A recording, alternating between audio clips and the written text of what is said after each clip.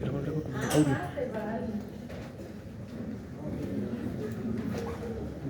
Súbemelo a las pequeñitas.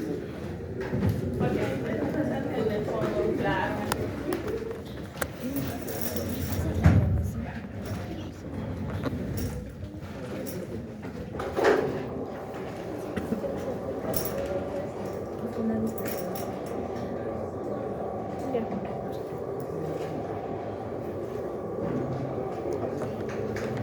¿Qué soy?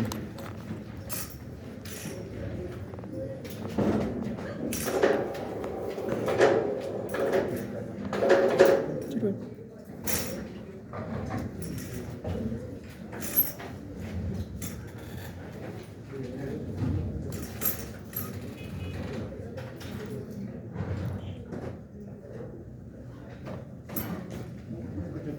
¿De qué se trata? Ahí nomás.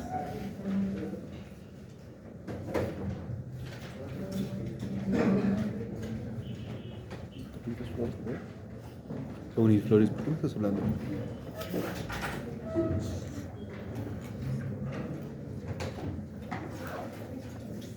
Como que otras. Pero negativos.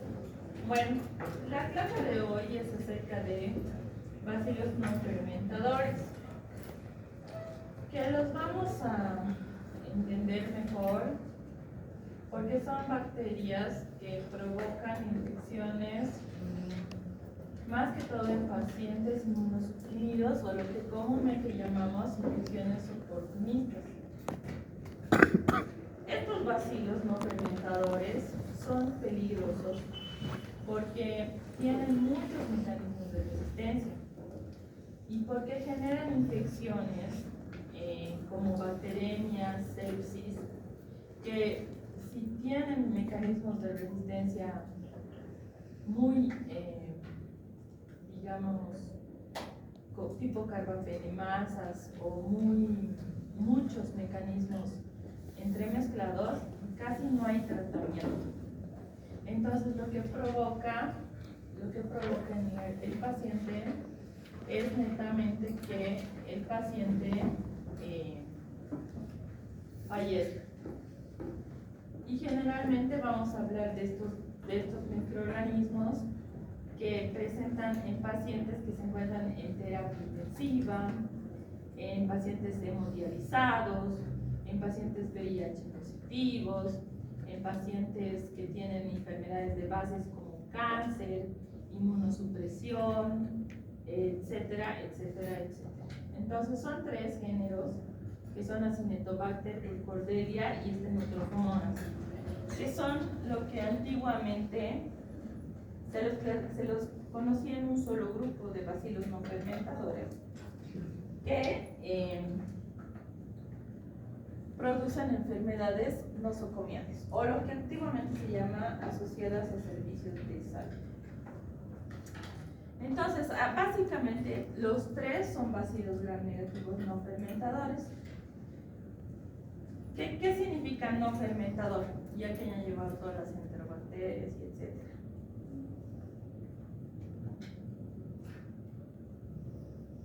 Ya estamos terminando microbiología y no puede ser que no me contesten. ¿Qué es un bacilo no fermentador? Que no fermentan azúcares. Exacto, que no fermentan azúcares. ¿Por qué? ¿Cuándo se produce la fermentación de azúcares?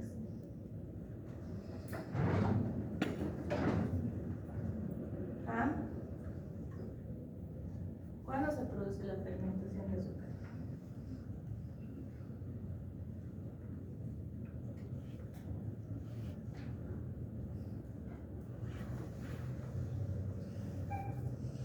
¿Producto de qué es la fermentación de azúcares?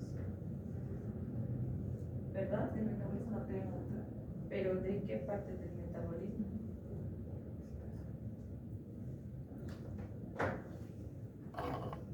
¿Metabolismo anaerobio de azúcares?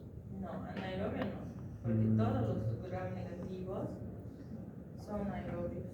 O sea, los no fermentadores, los bacilos gram negativos, fermentadores y no fermentadores, casi todos son aerobios. Estos son aerobios. ¿Qué ciclo cumplen pues, cuando tienen respiración aerobia?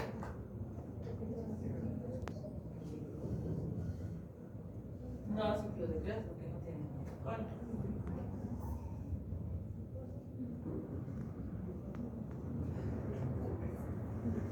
Muy bien, puede ser la glucólisis, pero por rutas alternativas como el glicosa 5-fosfato, el ciclo de Mendeleev o Parnas y todo lo que han llevado con el trigos.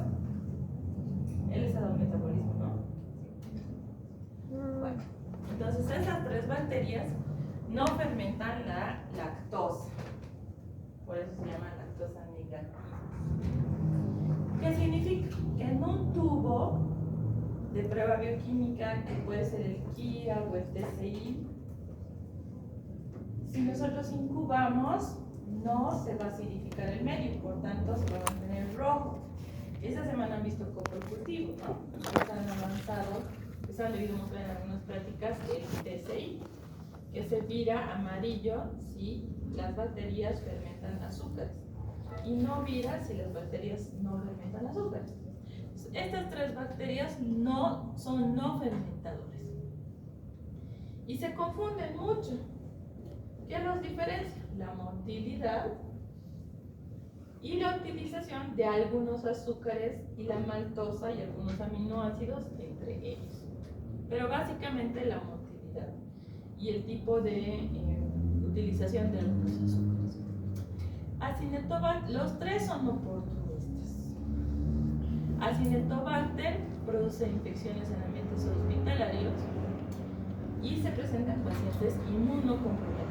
Burkholderia generalmente se presenta en pacientes que tienen aparatos externos como por ejemplo respirador o ventilador mecánico, o tienen una enfermedad de base que es muy común en algunos lugares, que es la fibrosis quística. Y Stenotropomonas es una bacteria que produce enfermedades generalmente en pacientes con implantes médicos, prótesis, desde pueden ser válvulas cardíacas hasta prótesis de cadera o etcétera, en algún caso también implantes dentales, ¿no? Estas bacterias normalmente se encuentran en el ambiente, en lugares calientes que tienen humedad elevada y que además tienen la tendencia a adherirse a las paredes de los dispositivos como las sondas y los equipos de venoclisis. Entonces provocan biopelículas en los lúmenes de estos dispositivos y van ingresando al organismo para producir patología.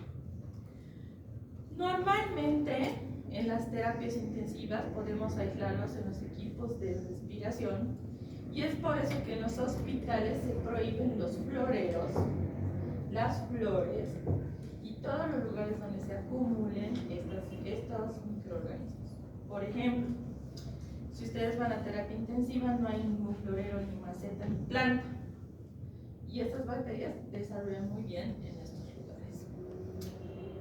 También colonizan las superficies de las mesas, las superficies de las bandejas, los equipos, los aparatos. Ustedes ven cuando un paciente está en terapia intensiva, está rodeado de aparatos.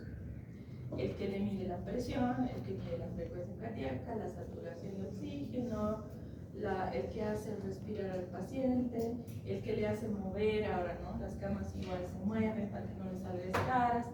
En todas estas superficies existen estas bacterias. ¿Por qué son importantes? Estas bacterias son importantes porque elevan mucho el costo de atención hospitalaria en una persona que se encuentra en terapia intensiva.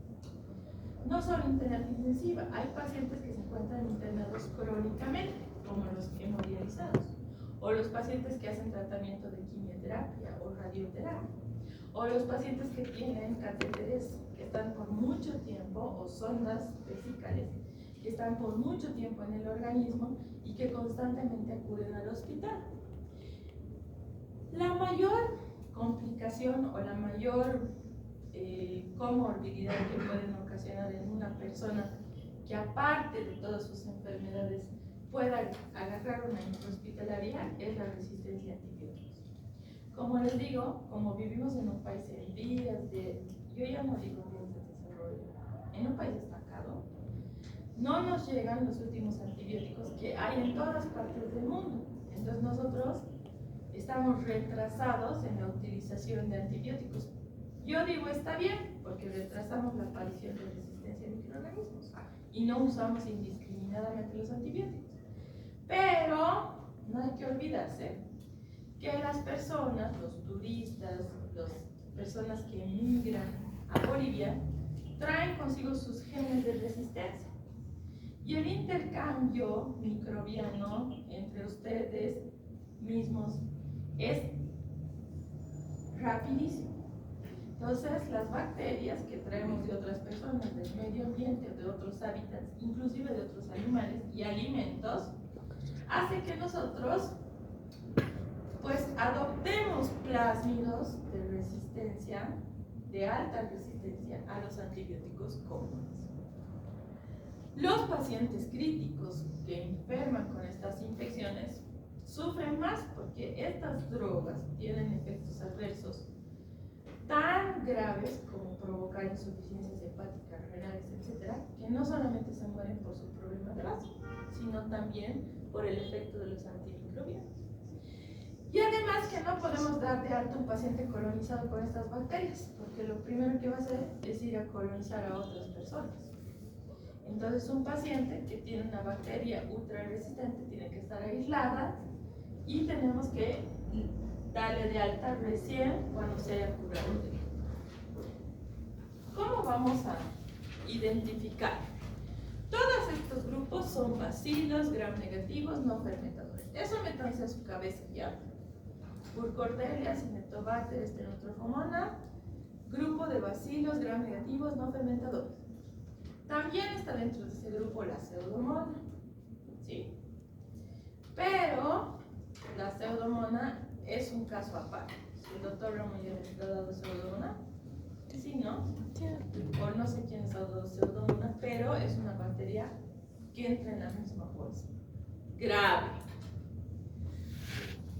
Entonces, lo más importante, no fermentan azúcares. Con decirle al médico bacilo no fermentador, ya hemos ganado mucho, ¿sí?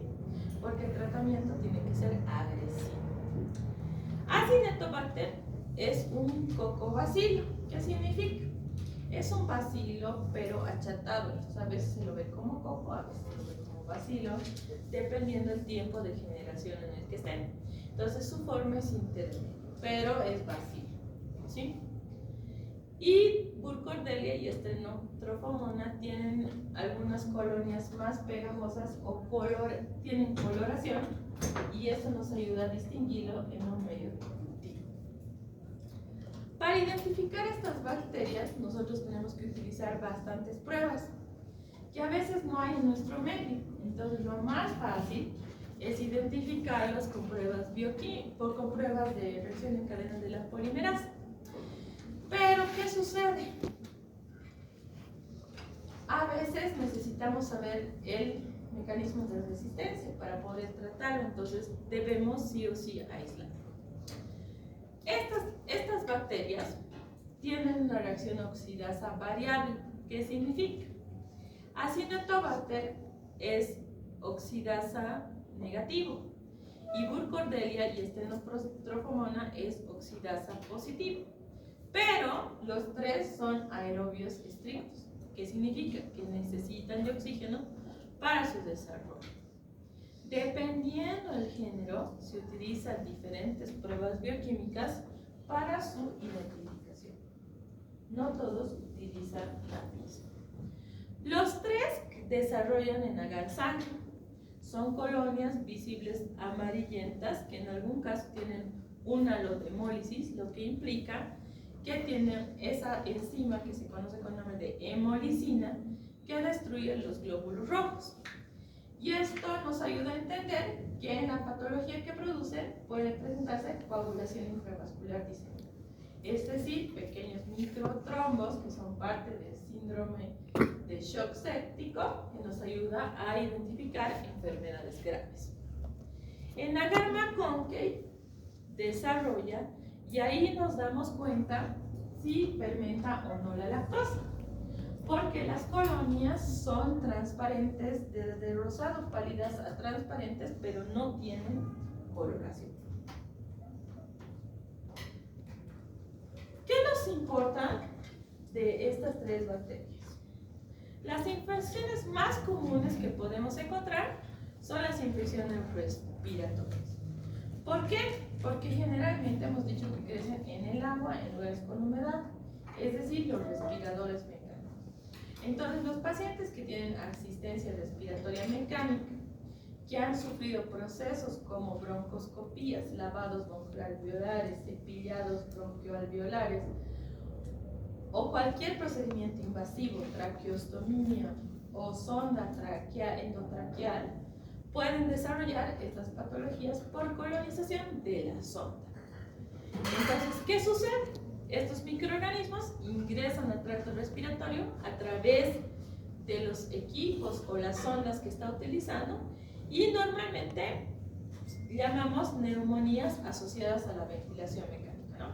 O lo que ustedes han visto en su práctica de neumonías atípicas o neumonías adquiridas en el hospital, no neumonías de la comunidad, ¿sí? Estos pacientes desarrollan neumonía grave, normalmente neumonía asociada a la ventilación. ¿Cuál de los tres? Los tres, por eso los estudiamos por igual. La segunda enfermedad más común que producen estas bacterias son las bacteremias y la sepsis. ¿Qué es la bacteremia? La presencia de bacterias en torrente sanguíneo. Y la sepsis es la complicación de la bacteremia, cuando se presenta sintomatología en dos o más órganos que impliquen una bacteria. Esta bacteria invade la sangre, ¿cómo? A través de los equipos de venoclisis, los catéteres venosos centrales o algunas veces por mala manipulación al tomar una muestra. Lo que hacen es producir una sepsis con condición sistemática grave, que lo que puede llevar a la muerte del paciente. Y lo que nosotros tenemos que hacer es intentar con los hemocultivos detectar la causa de la sepsis lo antes posible. La sepsis es lo más difícil de diagnosticar porque si nosotros tenemos 5 litros de sangre circulando en nuestro cuerpo, algunos más, otros menos, encontrar el momento en que las bacterias se encuentran en gran cantidad en el torrente sanguíneo es un poco complicado, pero bueno. Otras infecciones que pueden producir son infecciones urinarias, sobre todo pacientes que utilizan sonda vesical permanente, infecciones de herida quirúrgica, cuando los que manipulan o limpian las heridas no se lavan bien las manos, o infecciones asociadas a otros dispositivos médicos, como hemos visto las prótesis. ¿Cómo estos microorganismos producen patología? Estos microorganismos tienen una característica muy importante, y es que producen o se forman en una campana o película biológica, que nosotros la conocemos como biofilm. El biofilm es algo así a lo que ustedes han debido ver. Si alguna vez derraman una gota de Coca-Cola en el mesón y no la limpian, entonces pasa un día y la gota se va secando, ¿ve? Se va volviendo meloso. Y al pasar de los días se van juntando partículas de polvo, pelusas, después grasa. Si la dejamos ahí bastantes meses, después ya no se la puede remover porque es como una membrana pegajosa. Y además ya no es un puntito así, sino es un puntito así, que ha crecido. El biofilm es parecido, pero es la agregación de bacterias que su glicocáliz, que se encuentra alrededor de la pared, actúa como pegamento y las protege de las amenazas externas, como los macrófagos, leucocitos, linfocitos o células del sistema inmunológico. Ese biofilm o esa misma sustancia pegajosa se va formando alrededor de los dispositivos extracorpóreos. Y es así que las bacterias, gracias a las adhesinas, se van uniendo unas a otras y generando una película de protección a agresiones externas. Por eso, muchas veces cuando pasamos alcohol, esa membrana no se remueve, sino que debemos utilizar una fricción mecánica para remover. Estos biofilms son como una comunidad de bacterias, donde se secretan enzimas proteolíticas, bacteriocinas, como la mucilocina, y otras enzimas que además destruyen a los microorganismos de la flora microbiana normal. Y encima de eso, generan o ayudan a generar un ambiente de protección a la célula viva. Algunas de estas bacterias generan toxinas, no todas, pero las toxinas que generan estas bacterias no son toxinas como la tetánica o la botulínica, sino son más que todo enzimas como la coagulasa, catalasa y otras que ayudan a la producción o aparición de la sintomatología. Normalmente, estas adhesinas y esta sustancia protectora que se genera alrededor de las bacterias vivas son las que evitan que estas sean reconocidas por el sistema inmunológico y además evita la formación de anticuerpos y modulan la respuesta inflamatoria a favor de la bacteria. ¿Qué significa? Que muchas veces la bacteria pasa desapercibida y cuando ya hay la cantidad suficiente como para que el sistema inmunológico ya no pueda evadir la presencia de estas bacterias, ya es demasiado tarde, porque la sintomatología de coágulos, inflamación exagerada,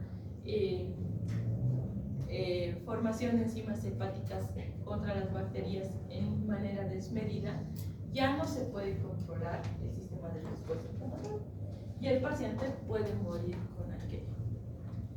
Estas bacterias se propagan fácilmente gracias a la formación de los films y la transmisión entre pacientes. ¿Qué significa? Que es muy fácil que ustedes van a un hospital, al menos en los nuestros, ven 10 camas. Entonces empieza la visita médica. Empieza la visita médica, está el médico, los otros médicos de la sala, los residentes, los internos, los alumnos, y el paciente, el médico le revisa, o el interno al residente le revisa al paciente y pasan al siguiente paciente y al siguiente, al siguiente. ¿Alguna vez han visto que un médico, antes de pasar al otro, vaya, lava manos, se lave la mano, recién vaya al siguiente paciente, o por lo menos alcohol? Solamente en la época del COVID. Ha pasado el COVID y todos nos hemos olvidado del lavado de manos y del uso de alcohol. Entonces, las bacterias que yo toco en este paciente, le llevo al otro paciente y al otro. O las enfermeras entran en la mañana, 5 de la mañana, todos, ¿no? Su termómetro, 1, 2, 3, 4, 5. Entonces, pasan 3 minutos, sacan, limpian aquí, ven, anotan a su líquido.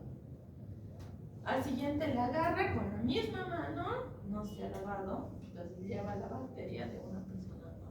Entonces la transmisión en los ambientes hospitalarios se da por contacto directo. La contaminación de equipos médicos. En nuestro medio, por la pobreza que tenemos, no tenemos equipos para cada paciente. Por ejemplo, cada paciente debería tener su tensiómetro y su estetoscopio y su termómetro. En Chile, cuando tú vas, muchas veces te devuelven el sistema que has utilizado, el termómetro que has utilizado, porque además has pagado, y en algún caso, algunas otras cosas más que son de uso personal. Pero acá, con el mismo estetoscopio, todos los pacientes. Si son 100, 100 pacientes. Y los termómetros van rotando, ¿no? Entonces, los OMITES o los equipos indumentaria médica son los principales vehículos de transmisión entre una persona y otra. ¿Cómo nos damos cuenta que el paciente tiene una infección? Fiebre es el síntoma característico. Fiebre de origen desconocido, porque le revisamos al paciente, no le encuentras nada. En algún caso, tos, si el paciente tiene una infección respiratoria, o dependiendo si es urinaria, dolor, la orina más oscura, etcétera, etcétera. Pero generalmente la fiebre. Cuando encontramos secreciones purulentas, bien, ese es el foco, pero cuando no hay que buscarlo. Entonces, principalmente decimos fiebre de origen desconocido.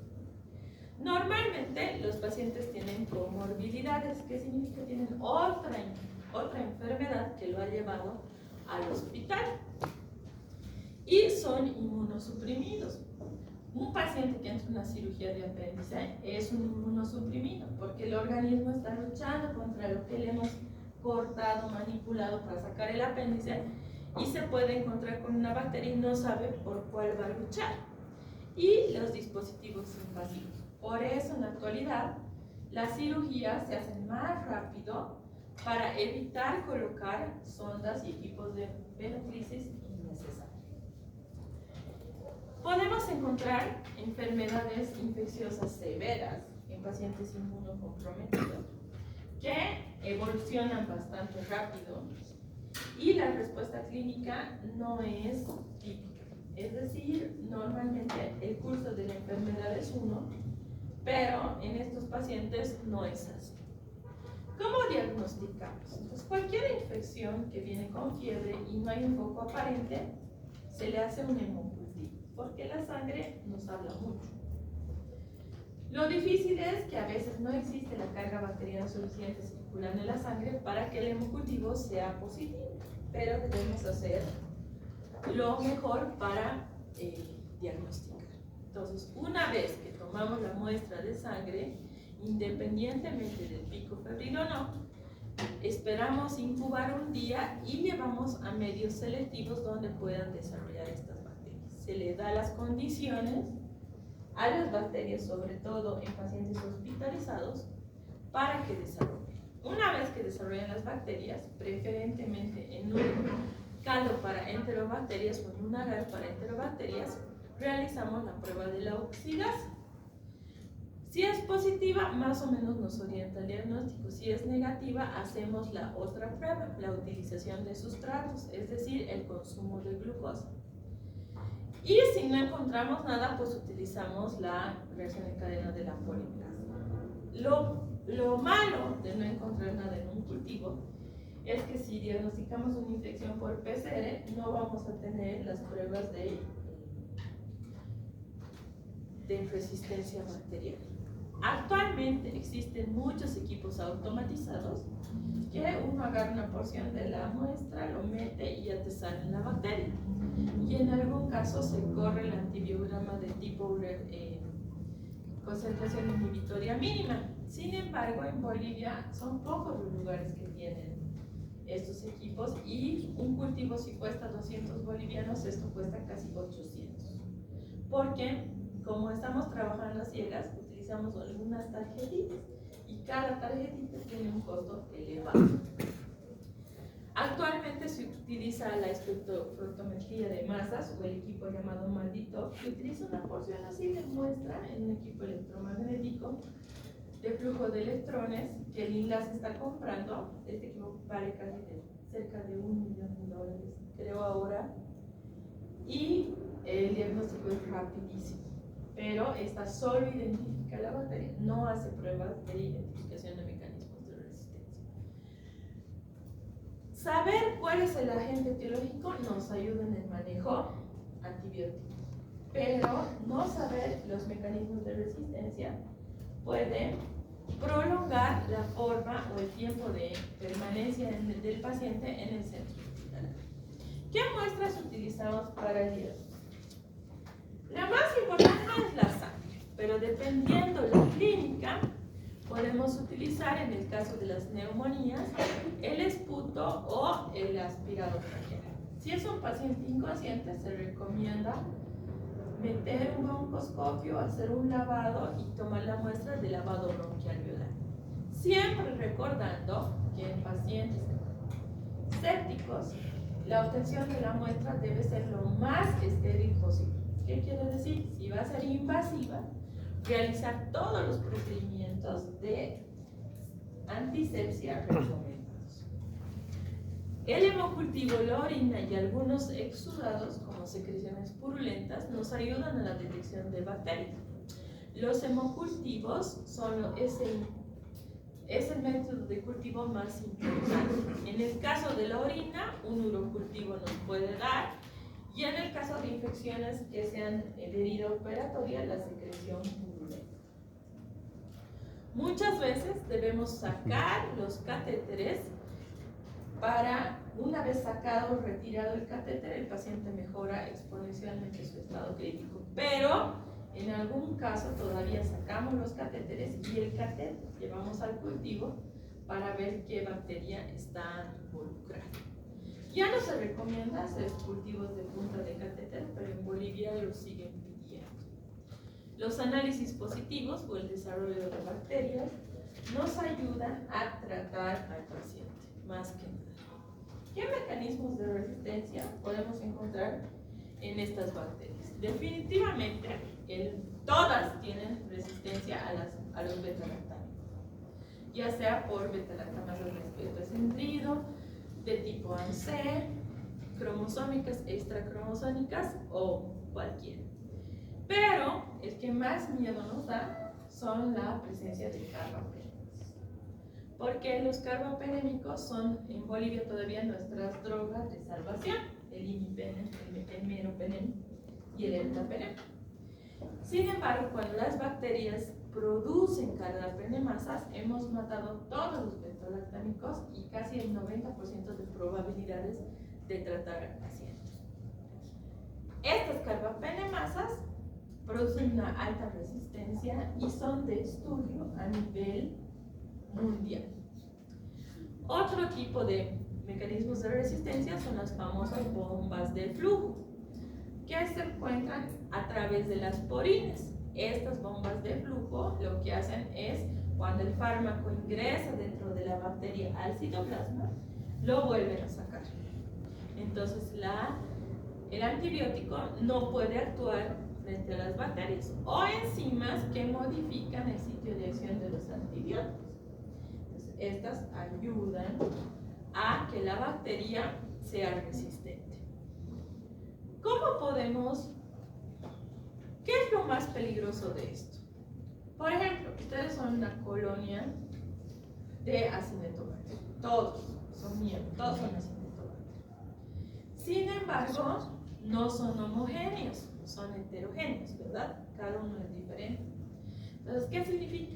Que estas bacterias, tú tienes resistencia al beta-lactámico, tú al carbapenem, tú a los aminoglucósidos, tú a el trimetoprim, pues cada uno tiene diferente mecanismo de resistencia, pero son la misma bacteria. Al multiplicarse, se transfieren sus plásmidos, sus genes. Entonces la bacteria resulta multidrogoresistente. Es una bacteria que resiste a todo. La cosa es que los genes se transmiten de forma horizontal en la replicación bacteriana. Y existen algunas mutaciones espontáneas que generan resistencia a múltiples patrones. Lo malo es que esta resistencia se hereda de la célula madre a la célula hija. ¿Cómo observamos los mecanismos de resistencia? Las pruebas fenotípicas se dan en el antibiograma que conocemos con los discos, ¿sí? Ahí podemos observar. Sin embargo, en la actualidad se hacen pruebas fenotípicas. ¿Qué significa? Que podemos identificar el gen que causa la resistencia, pero no podemos hacer nada contra este gen, entonces solamente nos dice si hay la resistencia. No sabemos si está expresado o no. ¿Qué debemos hacer cuando vemos el código genético de una bacteria? Analizar los resultados, seleccionar los antibióticos que nos pueden servir y observar la mejora del paciente. Es decir, con los pacientes que tienen mucha resistencia se les da un cóctel de antibióticos. Pasa un día, mejora, seguimos. Se estanca, cambiamos de antibióticos. Mejora, seguimos. Se estanca, cambiamos. Entonces no hay un tratamiento estandarizado, ¿no? ¿Qué es lo más importante? Que en la actualidad existen los comités de infecciones asociadas a servicios de salud. ¿Qué es lo que tienen que hacer? Conocer los mecanismos de resistencia, detectar oportunamente la resistencia en estas bacterias y diseñar estrategias de control intrahospitalario. ¿Qué significa? Que cada hospital debería tener su mapa microbiológico con los mecanismos de resistencia que circulan en su hospital. Estos patógenos nosocomiales complejos necesitan un diagnóstico preciso, pero sobre todo estrategias de control. Mientras no tengamos un mapa epidemiológico de las bacterias que hay circulando en nuestros nosocomios y qué mecanismos de resistencia tienen, no vamos a poder contener estas infecciones. Muy bien. Eso es todo.